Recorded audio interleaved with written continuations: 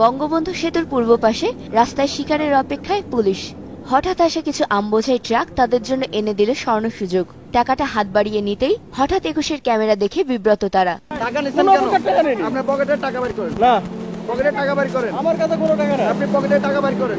আর প্রশ্নের মুখে তাই পালালেন অফিসাররা। দাঁড়ান, আকরাম ভাই প্লিজ। এই আকরাম ভাই, হ্যালো হ্যালো। বাকি ছিল চাঁদার টাকা হাতে নেয়া ইন্সপেক্টর। টাকা কেন নেওয়া হচ্ছে এর কোনো সদুত্তর দিতে না পেরে উত্তেজিত হয়ে ওঠেন তিনি।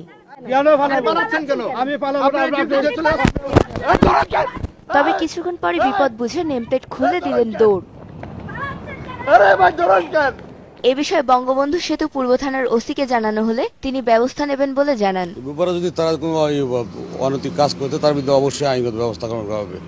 এদিকে একই ট্রাক গাবতলী বেড়িবাঁধের মুখে এলে সেখানে আবারও হাতে নাতে ট্রাফিক পুলিশের চাঁদাবাজি ধরা পড়ে ২১-এর ক্যামেরায়। এ বিষয়ে কথা বলতে চাইলে প্রথমে এড়িয়ে এবং পরে দৌড়িয়ে মুখ রক্ষার চেষ্টা করেন এই পুলিশ। কেন দৌড়াচ্ছেন কেন? আপনি দৌড়াচ্ছেন কেন? আপনি যদি দৌড়াচ্ছেন কেন? দৌড়াচ্ছেন কেন?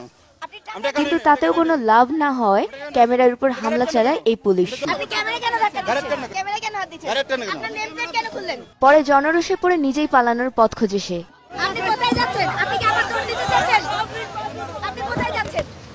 এ অবস্থায় ২১-এর সাংবাদিককে ম্যানেজ করার ব্যর্থ চেষ্টা করেন তিনি। কথা বলতেছি, বলবো বলে এটা নির্ভুল কথা বলবো আমি। আপনি সার্জন ধরতেছেন, আমি কনস্টেবল না, আমি আমরা জিনিসটা বুঝতেছেন না। কিন্তু জনগণের মুখোমুখি হয়ে ভীত সে খোঁজে বাঁচার উপায় ট্রাফিক সার্জেন্টকে, কিন্তু সে পালিয়েছে আরো আগেই।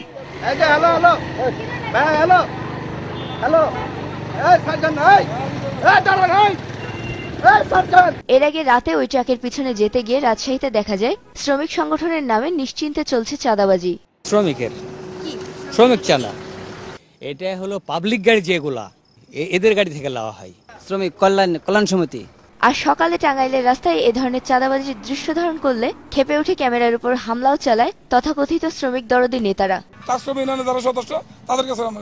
অবশেষে এত সব ঝামেলা পেরিয়ে ট্রাকটি পৌঁছায় বাদামতলীতে আমের আড়তে। আসার পথে শ্রমিক নেতারা এবং পুলিশ আপনার কাছ থেকে কি কি চাঁদা নিয়েছে? না, কোনো চাঁদা লাগা নাই। আমরা তো আসার পথে বেশ কয়েকবার দেখলাম আপনাকে থামিয়ে চাঁদা নেওয়া হলো। না, এগুলো বাদ দেন। দর্শক, চাঁপাইনবাবগঞ্জের থেকে এই বাদামতলী পর্যন্ত মোট ৫ বার পুলিশের এবং ২ বার শ্রমিক নেতাদের কাছে চাঁদাবাজির সম্মুখীন হয় এই ট্রাক ড্রাইভার। আমরা প্রথম থেকে শেষ পর্যন্ত তাদেরকে অনুসরণ করে এই দৃশ্য দেখতে পাই। তারপরও এই পুলিশ এবং শ্রমিক নেতাদের ভয়ে এই ট্রাক ড্রাইভার বলতে রাজি নয় যে চাঁদাবাজিটি হয়েছে। এভাবেই ভয়ের মধ্যে দিয়ে, আতঙ্কের মধ্যে দিয়ে, চাঁদাবাজির মধ্যে দিয়ে চালাচ্ছেন তারা তাদের ব্যবসা।